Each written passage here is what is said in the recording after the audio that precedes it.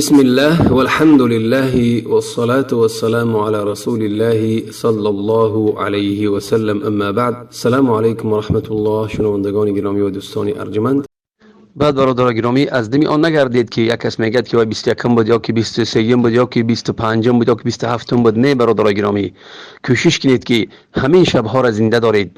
کسی همین شبها را زنده داشت، ان شاء الله الله عز و جل همون شب قدر برای او میرساند. برای همین به هر یک گفته هایی که میگوید، هر گپ های سفسطه‌ای که میگوید به اون اهمیت ندهید و همین شبها را، همه شبها را، شبهای طاق، اقلا شبهای طاقی که هستند 21 23 25 27 و 29 شبها را زنده دارید به طاعت و ذکر و قرائت قرآن و دعا. برادرای گرامی، از دعای نیک خود ما را فراموش نکنید و به دیگران رسانید و اجر و پاداش نیک محروم نشوید. السلام علیکم و رحمت الله.